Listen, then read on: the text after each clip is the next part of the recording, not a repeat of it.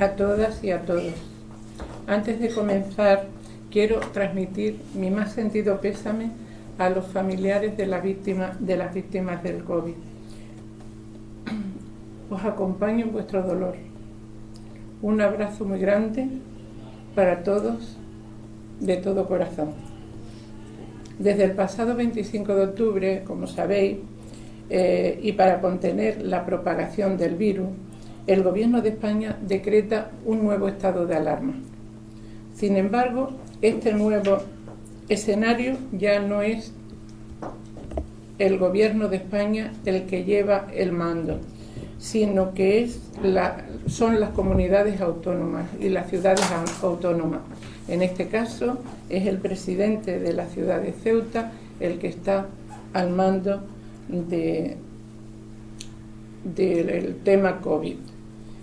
Esta delegada del Gobierno desde el pasado mes de junio se puso a disposición del presidente de la ciudad para ofrecer todo el apoyo necesario de la Administración General del Estado y de las fuerzas de seguridad para velar por el cumplimiento de cuantas medidas de prevención se decreten por parte del Gobierno de Ceuta para minimizar la expansión del COVID.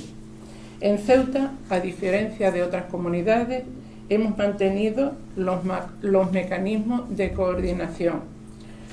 El mecanismo de coordinación ha sido el SECOR. Es un órgano de análisis y cooperación que dejó de estar operativo desde el mes de junio.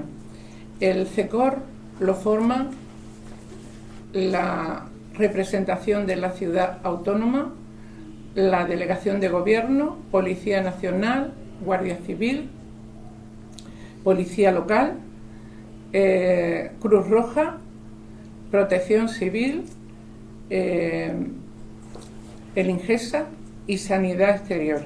Este órgano estuvo funcionando diariamente desde el 14 de marzo que se creó hasta finales de junio, donde ya el mando pasa a la Consejería de Sanidad, que es la responsable de la salud pública. Actualmente, y a partir de septiembre, se volvió otra vez a retomar debido a que el virus estaba tomando se veía que teníamos cada día más casos. Nos surgía estar en coordinación constante con la ciudad autónoma y se tomó otra vez la SECOR, que actualmente se reúne 2 veces en semana. El jueves para programar y coordinar los trabajos del fin de semana y el lunes también para lo mismo, para coordinar los trabajos que se van a hacer de lunes a jueves. Como decía, hemos estado y estamos coordinados con la ciudad para luchar contra esta pandemia que nos está asolando en el mundo entero. Paralelamente a esta coordinación, desde el INGESA se ha estado apoyando la labor de la Consejería de Sanidad, solicitando el endurecimiento de las medidas ante el avance descontrolado que estábamos viendo del virus en Ceuta. Medidas que, por cierto, hoy van a tomar más fuerza, ya que se hace efectivo el decreto elaborado por la ciudad, donde se va a limitar la movilidad y los espacios y los aforos. Quiero expresar mi reconocimiento al trabajo de nuestros sanitarios, de los agentes de las fuerzas de seguridad, de la Cruz Roja y de cuantos continúan luchando para que en el menor tiempo posible recuperemos la tan ansiada normalidad. Nuestra misión en este momento, desde la delegación del Gobierno, es colaborar con el Gobierno de la ciudad para tratar de garantizar el cumplimiento de las medidas que se decreten en cada momento. El objetivo de todos es reducir los contagios, minimizar las hospitalizaciones y frenar los fallecimientos. Solo unidos y coordinados ganaremos esta batalla. Más de 600 ceutíes están infectados por el COVID. Los confinados superan los 2.000 y se han producido 36 fallecimientos. La situación es grave. Por eso apelo una vez más a la responsabilidad de todas y todos. Es vital que cumplamos con las normas. Sin el compromiso personal de todos y de cada uno de nosotras y nosotros, de nada servirán que se tomen medidas si después no se cumplen. Ceuta puede y Ceuta va a resistir.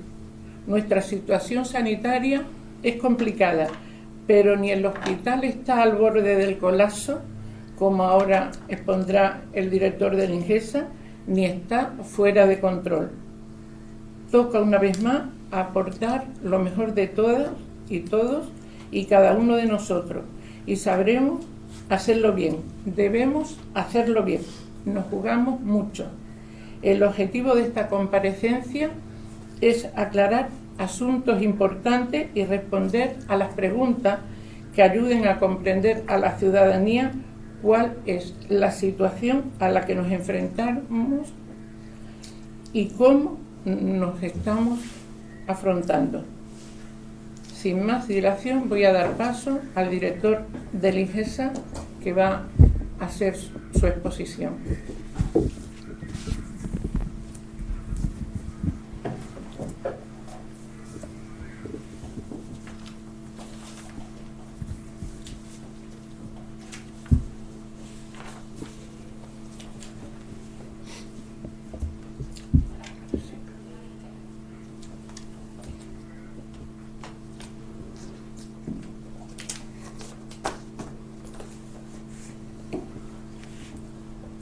Buenos días a todos y a todas.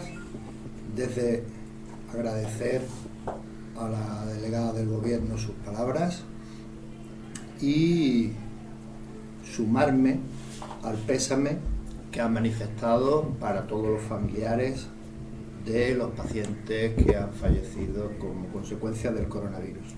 También quiero agradecer desde aquí, en nombre de INGESA, el esfuerzo que viene realizando toda la población o gran parte de la población para seguir las medidas de salud pública que se vienen decretando. Es el punto importante de todo esto en una pandemia, que se cumplan las medidas de salud pública. Agradecer a todos los profesionales sanitarios, no solo de INGESA, sino de todo Ceuta, que en distintos ámbitos están trabajando con relación a la pandemia del coronavirus.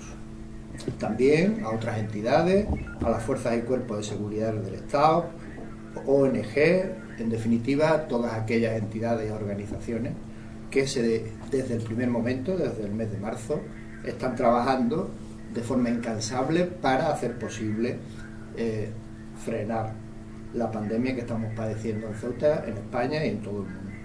Y a los medios de comunicación por el seguimiento diario de la pandemia y la información que facilitan a los ciudadanos.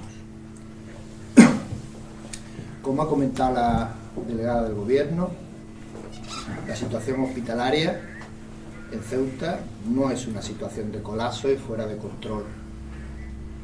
El hospital dispone de un plan de contingencia a 8 niveles, en el que estamos en el nivel 2. Por lo tanto, ahora mismo el hospital cuenta con un 50% de camas libres, pero eso no quita para que la situación no sea buena, eso no quita para que se soliciten medidas antes de que se llegue a esa situación y no se tengan previsto actuaciones para que, el caso de que ocurriese, tener alternativas. Pero la situación actual no es esa. Ahora mismo, la situación a 8 de noviembre, que fue la última que se comentó, había 2.006 casos totales desde el inicio de la pandemia, activos 624, curados 1.346 y 36 fallecidos. De ellos, en el hospital hay en domicilio 590 pacientes, en urgencias 7, en planta 20, la planta COVID tiene capacidad para 42 y luego se va ampliando dependiendo del plan de contingencia, en UCI 7. Por lo tanto, esa es la situación. Hay que decir que desde que se puso el llamado toque de queda y las medidas iniciales se pusieron en marcha, ha habido, y eso es bueno, una cierta disminución de casos en el hospital, un enlentecimiento del número de casos y de la gravedad, y por lo tanto esa noticia es buena. Hay que decir, y lo voy a insistir a lo largo de toda la intervención, de que el problema que tenemos en Ceuta, en España y en el mundo obedece a dos cosas, fundamentalmente. La primera, el propio virus, en el que a lo largo de toda la pandemia ha habido muchas incertidumbres y es lógico, ¿no? Y sabemos que es un virus muy contagioso y que se propaga con mucha facilidad. El segundo problema son el incumplimiento de medidas de salud pública. Siempre se intenta buscar un culpable de la situación. Hablo un poco de esta forma, ¿no? Las medidas de salud pública, hasta que no haya una vacuna, son fundamentales. La nueva normalidad no significa hacer lo que uno quiera. Desde la primera oleada, que en el mes de junio a finales Ceuta estaba en 0 casos, pues incremento de contacto social, incremento de la movilidad, botellones, etcétera, ocasiona una nueva expansión del virus, una nueva oleada que es bastante peor que la que hubo en la primera oleada, donde solamente, entre comillas, porque todos los casos son importantes, pero dejamos a Ceuta entre todos con 222 casos, ahora llevamos 2.006, 14 hospitalizaciones y, por desgracia, 4 fallecidos. Quiere decir que la situación de la segunda oleada es mucho mayor.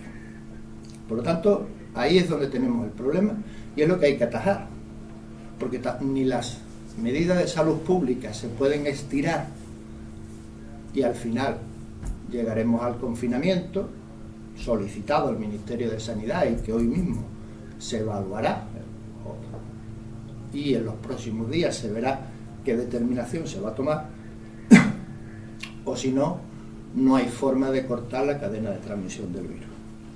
El seguimiento de los pacientes positivos y de sus contactos, hay que aclarar que por parte del INGESA se realiza el diagnóstico y seguimiento de pacientes positivos pertenecientes a la Seguridad Social.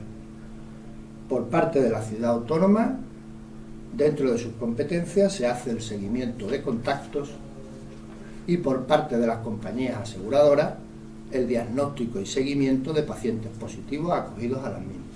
Quiere decir que son varias entidades, compañías aseguradoras, las que se tienen en cuenta y las que participan de forma activa tanto en el diagnóstico como en el tratamiento como en la realización de pruebas. Es importante señalar que el número de pruebas realizadas va en función de la entidad o compañía aseguradora que realicen las mismas. ¿De acuerdo? La situación hospitalaria a fecha 8 de noviembre, el último dato que dimos, porque todavía no está cerrado, es la siguiente. En hospitalización, en UCI hay 7 pacientes. De esos 7, 6 está en la zona COVID y un 7º ya ha pasado a la zona no COVID porque aunque tiene que seguir recuperándose, ya tiene PCR negativa e IgG positiva que determina inmunidad, lo que no quiere decir que no se esté recuperando. La capacidad actual de UCI es de 17 camas.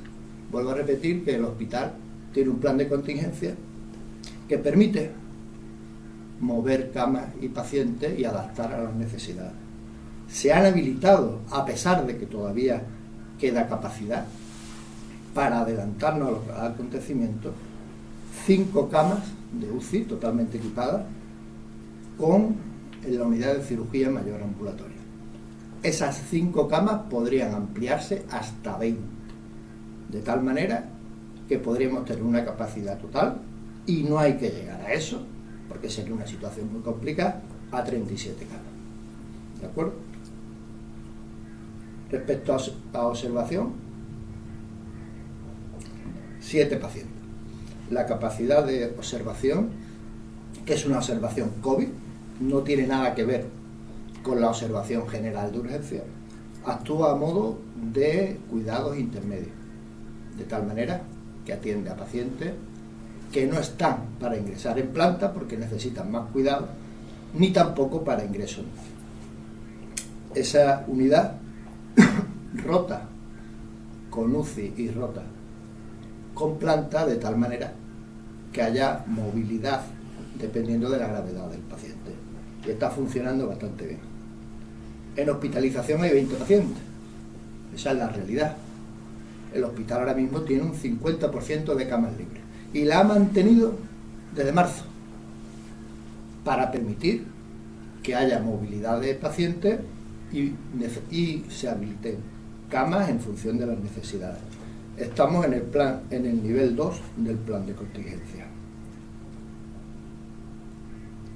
La planta COVID actual, que es media planta de un hospital, tiene disponibilidad de 42 camas. Estamos en 20. Ya están habilitadas en la hospitalización médica 1 8 camas más, que pueden ampliarse hasta 24. Y a partir de ahí ir subiendo en el plan de contingencia, ocupando otras zonas, reorganizando zonas de baja ocupación y dejar camas libres para ampliar las zonas COVID, dependiendo del plan de contingencia. Y en UCI, ya dijimos que había 17, en observación de urgencia 7 y en hospitalización 20. Además hay camas COVID en pediatría, neonatos, obstetricia, todas ellas ampliables. Por lo tanto, Ceuta, al tener un hospital que permite movilidad dentro de la organización interna y permite la expansión, pues hace que el plan de contingencia pueda llevarse adecuadamente. Todo el personal sanitario está llevando la pandemia de forma eficiente, hay margen de actuación y lo que hay que hacer es contener la situación actual, evitar que continúe el contacto y doblar la curva de incidencia para hacer posible que todo esto mejore y no tener que pasar a otras fases.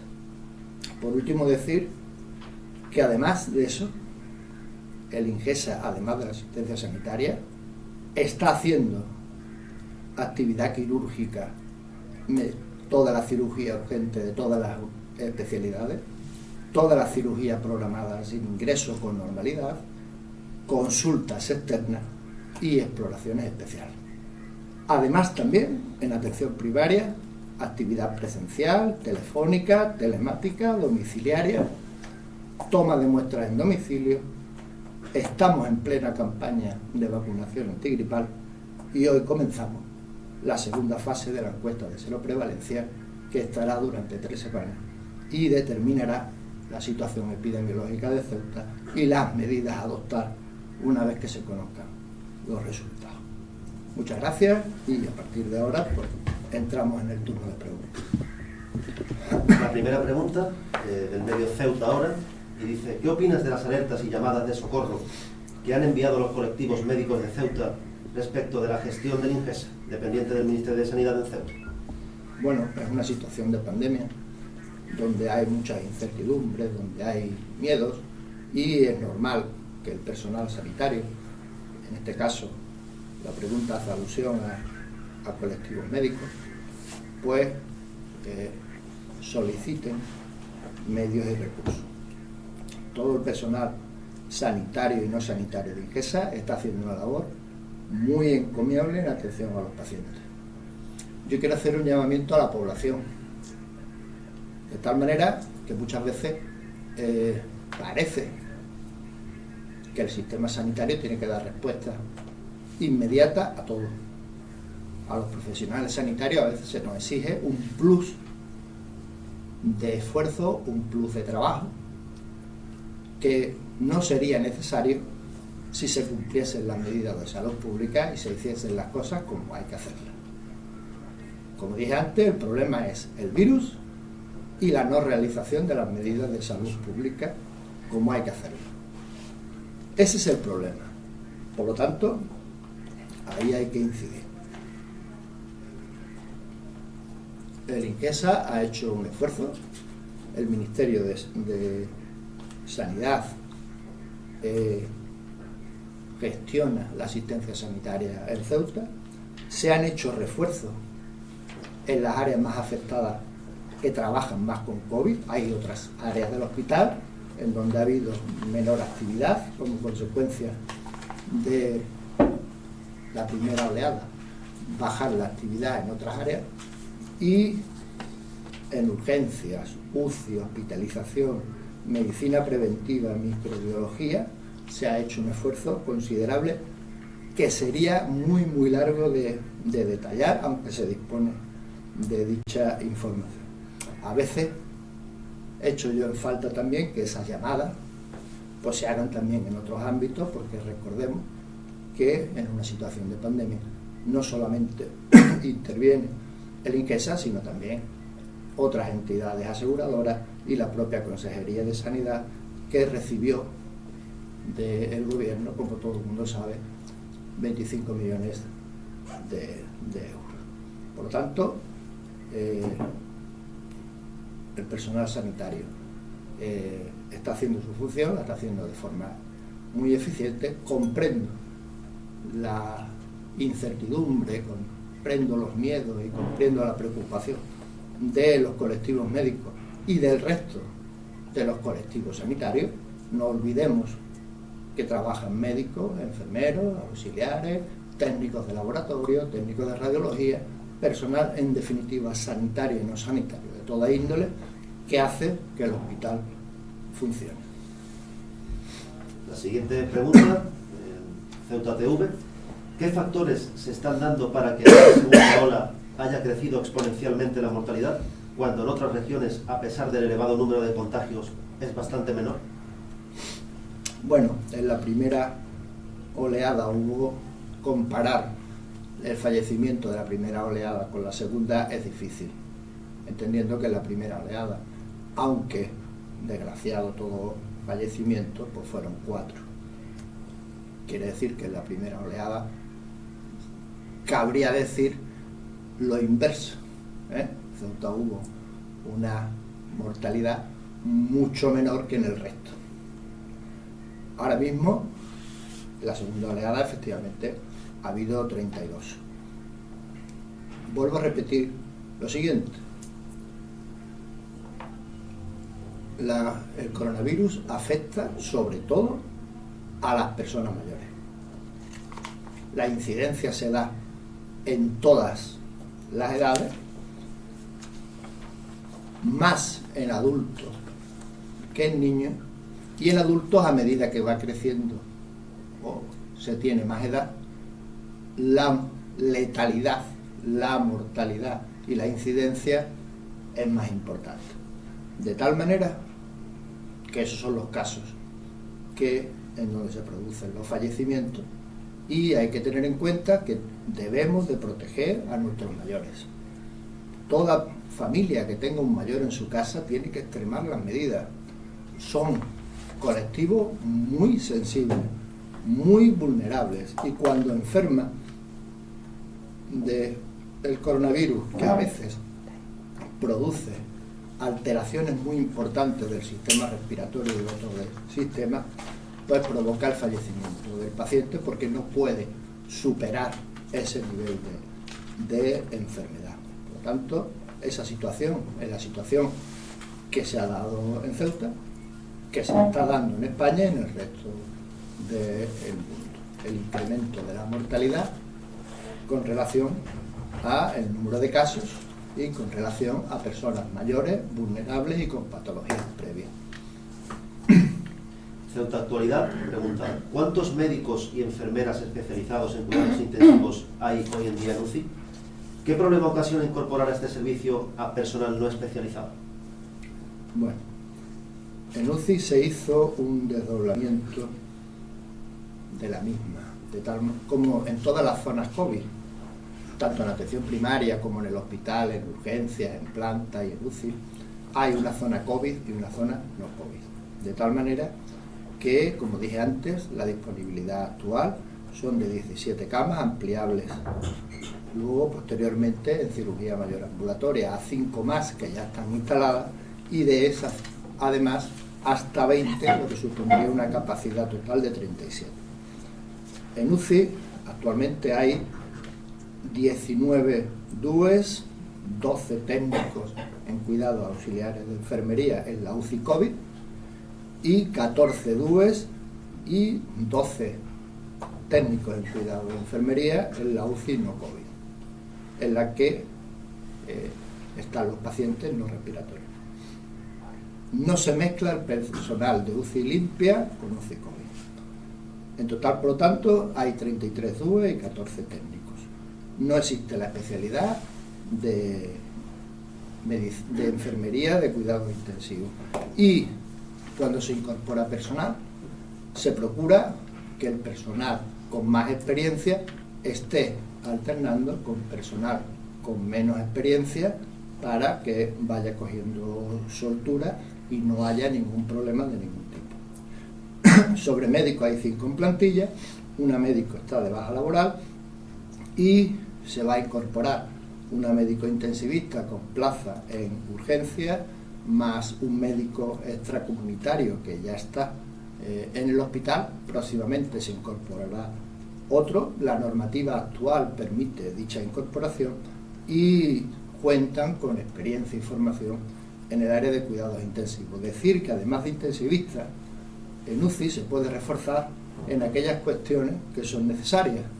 Por lo tanto, habrá participación también de anestesistas y, en algún caso determinado, para el tratamiento propio del coronavirus, la colaboración de internistas, neumólogos y otros especialistas que requieren para el tratamiento de los pacientes de cuidado intensivo. Cadena Ser pregunta: ¿por qué no se le realizan pruebas a los positivos una vez que han pasado 14 días?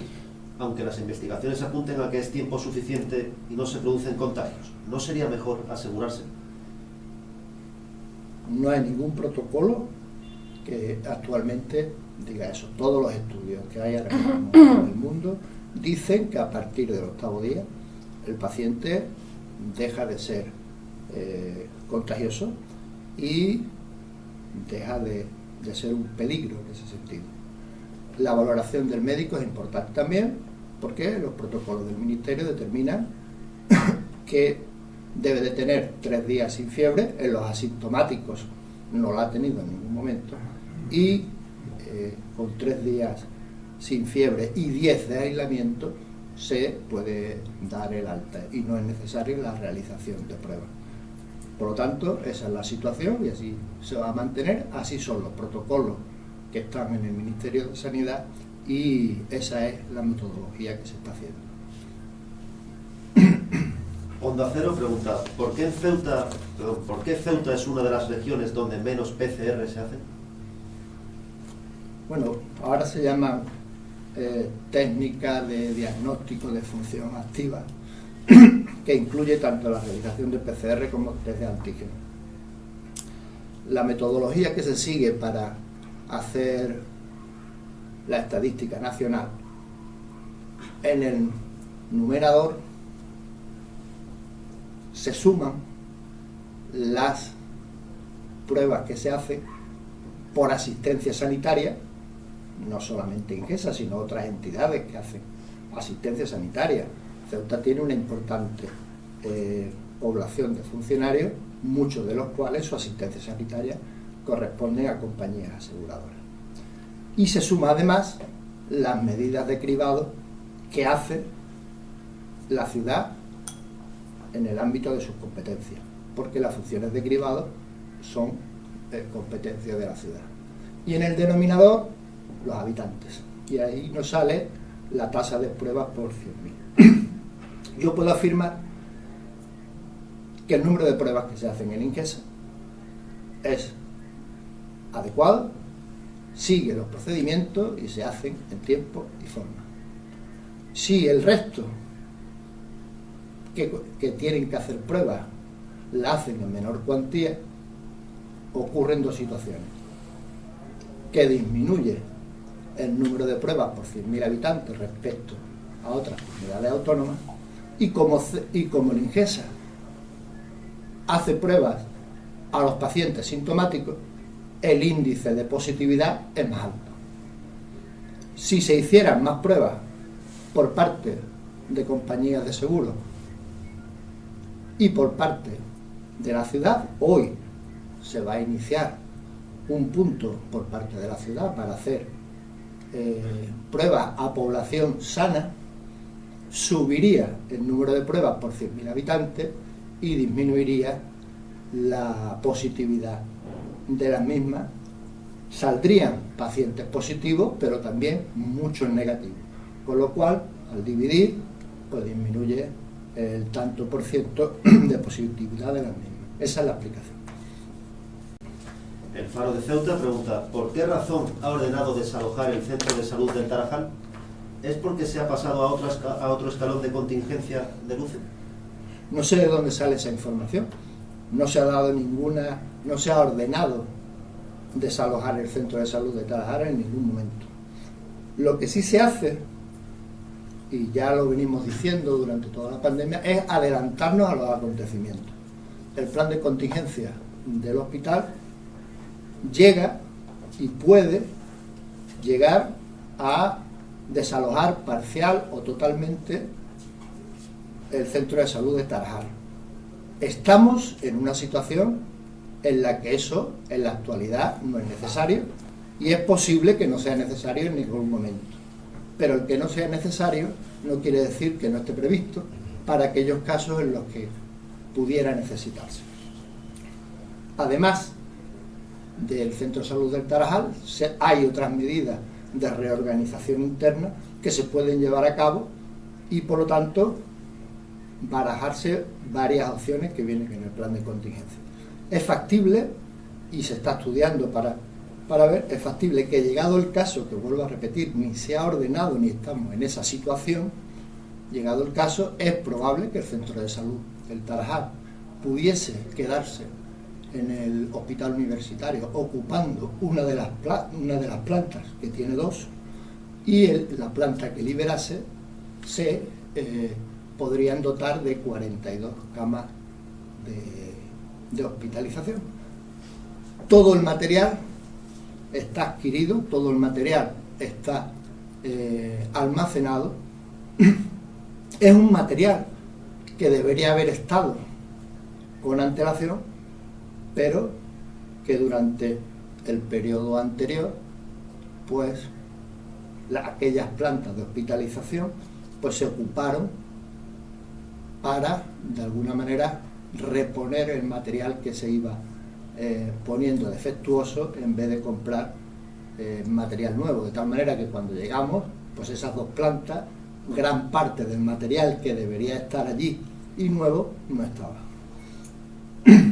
El pueblo de Ceuta pregunta: ¿dónde piensan alojar el centro de salud del Tarajal si fuera necesario evacuarlo del hospital? ¿Por qué no se ha acometido la ampliación de la zona diáfana de urgencias para ampliar la observación y así recuperar el área pediátrica, que actualmente actúa como observación de urgencias no COVID? Ya hemos comentado anteriormente que en el caso de trasladar el centro de salud del Tarajal, que no es el caso todavía, probablemente con el desalojo de una sola planta sería suficiente y permaneciese. En el caso de que fuera necesario, y es una situación que está bastante lejos todavía, y que hubiera que llevarse el centro de salud entero, pues tendría que ir al centro 2 y habilitar ese centro de salud en horarios de mañana y tarde para alternar las funciones de ambos centros de salud. Esa noticia ha salido, creo que ha salido con muchísima antelación y no estamos todavía en esa situación. ¿Por qué no se ha cometido esa obra? Esa obra se está en fase de estudio, se va a hacer, y en fase para poder ampliar la zona posterior de urgencia. Habría que preguntarse también por qué no se hizo anteriormente, porque anteriormente hubo ébola, hubo gripe y hubo otras enfermedades infecciosas de alto riesgo. Como podría preguntarse por qué se está ampliando ahora y se está haciendo el SWAP, el Servicio de Urgencia de Atención Primaria, en el edificio de la Mutua, cuando podía haberse hecho con mucha antelación. O por qué se está haciendo el Centro de Salud del Tarajal cuando hace muchos años que se tenía que haber hecho. Vamos a poner las cosas claras también, ¿vale? O sea, lo que no se ha hecho en años, pues hay que hacerlo ahora en meses. La ampliación de la zona posterior de urgencia está en estudio, se va a hacer como obra de emergencia y se va a tener en poco tiempo. Y ojalá se hubiera tenido antes. Radio Televisión Ceuta pregunta: ¿qué opina Ingesa de la petición del Colegio de Médicos de hacer un cribado a toda la población? Me parece bien. Lo que hay que comentar es que hay que hacerlo cada uno en el ámbito de sus competencias. De hecho, hoy la ciudad ha abierto un punto para hacerlo a la población. Por lo tanto, lo que hay que determinar es, y que no se haga, como en alguna ocasión ha pasado, de achacar a Ingesa cuestiones que no son imputables a la Ingesa. Por lo tanto, el que se haga cribaje a la población, bien. ¿Quién lo tiene que hacer? La entidad competente. Nosotros colaboraremos, como siempre, pero esa pregunta viene para Ingesa y viene también para la Consejería de Sanidad, porque es la entidad competente para hacerlo. Y la última pregunta: el Foro de Ceuta ¿cuenta con algún presupuesto de los fondos COVID que se han dado a la ciudad para hacer frente a la sobrecarga asistencial? En caso negativo, ¿con qué fondos cuenta la Ingesa? En caso afirmativo, ¿en qué se va a invertir este presupuesto? ¿En mano de obra, material sanitario, etcétera? El Ingesa, la ciudad de Ceuta, en el aspecto COVID está sobrefinanciada, en el sentido de que en todas las comunidades autónomas el gobierno de España proporcionó fondos para COVID, que iban para asistencia sanitaria e iban para salud pública. Nosotros hemos determinado que aproximadamente a asistencia sanitaria le correspondería, de esos 25 millones que ha recibido, aproximadamente 11.700.000 de euros, que no es poco. Todos esos fondos pasaron a la ciudad autónoma. Ingesa, que es gestión directa del Ministerio, no tiene un presupuesto a ese respecto. Lo que hace es que el Ministerio financia directamente todas las obras de emergencia, todos los recursos humanos, todos los recursos materiales que son necesarios y están disponibles. Nosotros no tenemos restricciones presupuestarias. Todas aquellas obras, todos aquellos recursos humanos, todos aquellos recursos materiales, nada más que recordar el tema de microbiología o medicina preventiva, urgencia, etcétera, todos esos fondos vienen directamente del Ministerio. Nosotros estamos haciendo toda la labor sin restricciones presupuestarias y por lo tanto hay que sumar lo que entra en Ingesa más lo que ha recibido la ciudad autónoma de Ceuta al respecto. Ya no hay más preguntas. Gracias. Pasamos a las preguntas que se formulan para la delegada del Gobierno, por favor.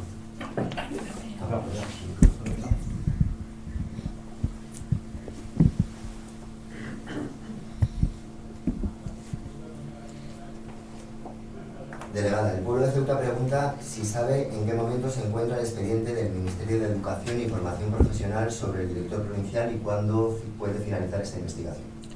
A ver, el expediente sobre el director provincial de Educación, como sabéis, lo está llevando el Ministerio de Educación y Formación Profesional directamente. Yo confío en que acabe pronto y que podamos saber la solución que le han dado.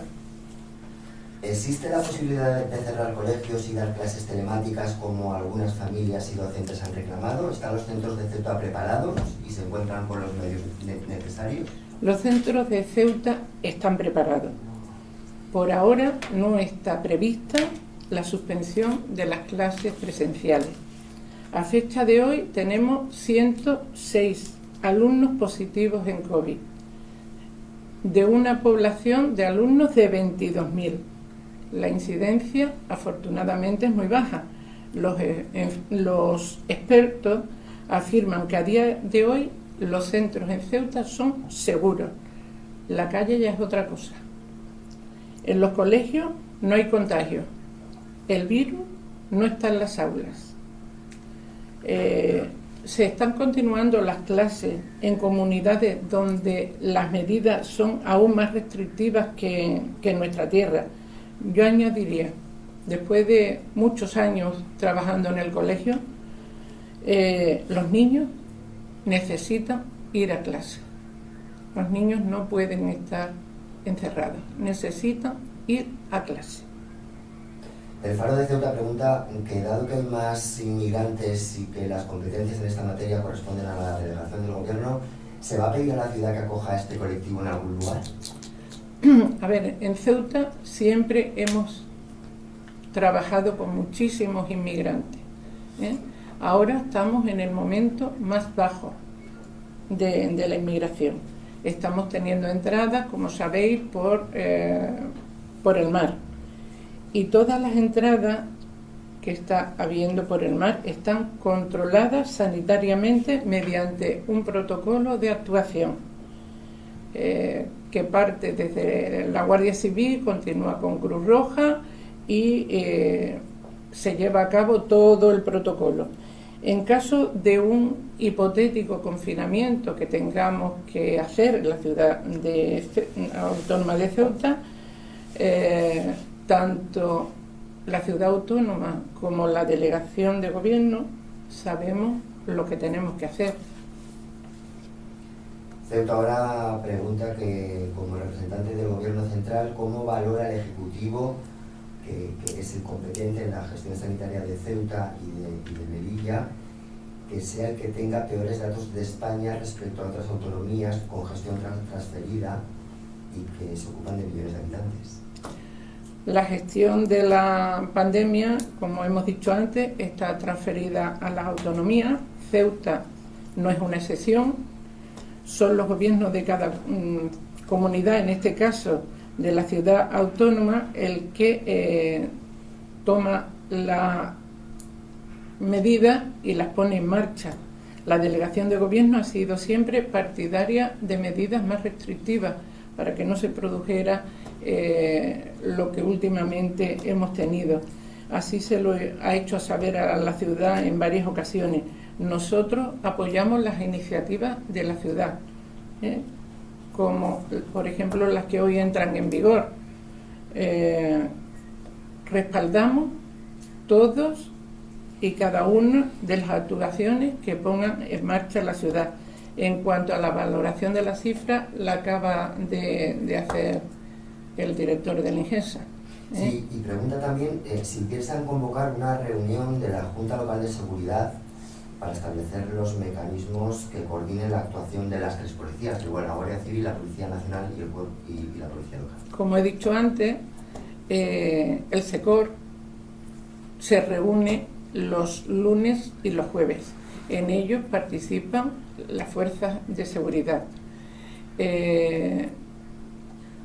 Me consta que están totalmente coordinadas. Es lo que trabajamos diariamente, la coordinación de las fuerzas de seguridad. Convocar una junta de seguridad, pues no tiene sentido para el tema COVID. La junta de seguridad se reúne para otros temas. Dentro de unos días se va a reunir la junta de seguridad para tratar un tema de violencia de género, pero para el tema COVID no tiene sentido, puesto que están constantemente coordinados las tres fuerzas. Radio Televisión Ceuta pregunta: ¿los planes de empleo contemplan personal de apoyo a medidas COVID? ¿No cree que este personal debería salir de las bolsas de trabajo de las administraciones, ya que van a trabajar para ellas, y dejar para los planes de empleo para lo que están diseñados, como colectivos desfavorecidos, formación, etcétera? A ver, estamos en una situación extraordinaria y es una situación que requiere medidas extraordinarias. Entonces, es fundamental que parte del apoyo de los planes de empleo vayan a los colegios, a dar seguridad en los colegios, la limpieza, la conciliación, apoyar las medidas de seguridad de los centros educativos. Yo creo que si se le pregunta a los padres si ven normal que parte de los planes de empleo se dediquen a apoyar en las escuelas, yo creo que estarán conmigo en que ahora mismo es fundamental. Ceuta al Día pregunta: la Junta de Personal Docente pidió hace 10 días el cese del director provincial de Educación por la contratación supuestamente irregular de su esposa. ¿Qué opinión tiene usted sobre el caso? ¿Cree que ha pasado o qué ha pasado o qué se está averiguando? ¿Someterá toda la responsabilidad política a la resolución del expediente administrativo? ¿Le parece satisfactorio, por otra parte, que es una pregunta doble, el funcionamiento de la dirección provincial durante estas semanas, cuando hay ciclos de formación profesional cuyas clases a estas alturas del año todavía no han comenzado? A ver, sobre el expediente disciplinario ya me he manifestado. Estamos a la espera de que se pronuncie el Ministerio de Educación y Formación Profesional, puesto que la persona que denunció se dirigió directamente al Ministerio. En ningún momento se lo comunicó a la delegación de gobierno. Yo no me puedo pronunciar hasta que el expediente esté solucionado. Sobre el inicio del curso, la valoración dentro de las especiales circunstancias que estamos viviendo en Ceuta, yo creo que la apertura del curso ha sido más que satisfactoria. Nos encontramos ahora que hay especialidades que todavía no están funcionando, pero ya se ha seleccionado el personal y en unos días pues estarán en marcha. Ceuta todavía pregunta: ¿por qué el CETI no acepta a los extranjeros en situación irregular que actualmente acoge la ciudad? ¿Cuál es el actual nivel de ocupación de este centro? A ver, como pueden comprender, en su regulación, el CETI es un centro de acogida para solicitantes de protección internacional y extranjeros en situación de vulnerabilidad. Actualmente el CETI cuenta con una ocupación de 178, sin olvidarnos que por el estado de pandemia ahora mismo no podemos pasar de 300 personas dentro del CETI. En estos momentos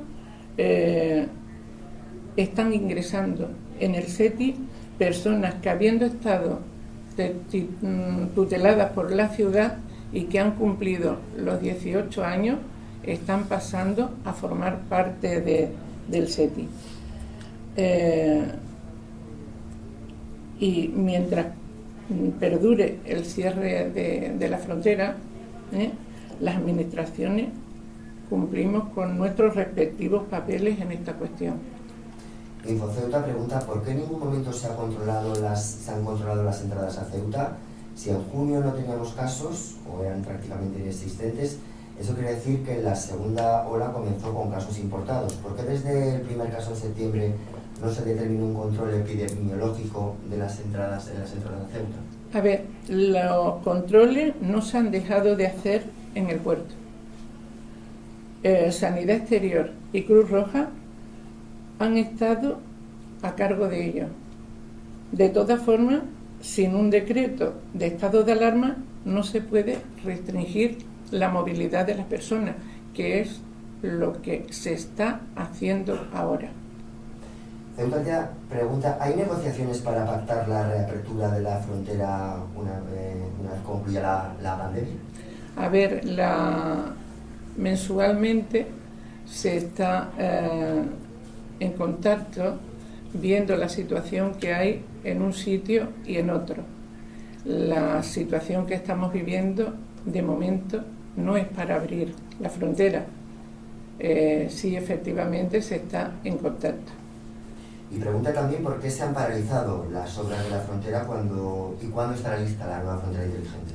A ver, las obras de la frontera en ningún momento se han parado, todo lo contrario. Se hizo la primera parte de la obra y cuando se ha terminado, que hemos aprovechado precisamente que la frontera estaba cerrada para darle más agilidad y ahora mismo se están montando las cabinas de la frontera inteligente para que tenemos en perspectiva seguir con la obra, para que cuando se pueda abrir la frontera, pues como vengo diciendo, sea una frontera del siglo XXI. Una última cuestión, delegada de la cadena SER, le gustaría preguntar si considera que las medidas que ha adoptado hoy la ciudad son suficientes. A ver, nosotros vamos a apoyar siempre las medidas que adopte la ciudad. Se trata de que tenemos una pandemia, el virus se está hasta ahora, que había estado muy parado en Ceuta, como veis, como estamos viendo, vamos ya por 36 muertes, entonces todo lo que sea el controlar para que no se sigan produciendo estas muertes, ya lo he dicho, vamos a estar apoyando a la ciudad. Yo no quería concluir mi comparecencia sin hacer primero mías las palabras que dijo el otro día el ministro Salvador Illa en el programa de la sexta noche. Haremos todo lo que haya que hacer para dar todo el apoyo y revertir la situación que se está viviendo en Ceuta. Yo quiero concluir mi comparecencia con un mensaje claro. Sin la colaboración de todos y de cada uno de nosotros y nosotras, las actuaciones que se ponen en marcha por parte de las dos administraciones de poco servirán. Todos conocemos las medidas. No hay excusa para no aplicarlas. Las mascarillas puestas, lavados de manos, guardar las distancias, nada de reuniones familiares. Ya hoy, con el nuevo decreto, sabemos que no se pueden reunir más de 4 personas, aunque sean de la misma familia. Está en juego la vida de muchas personas, la salud, sobre todo de los colectivos más vulnerables. Por favor, vamos a cumplir las normas todas y todos. Muchas gracias.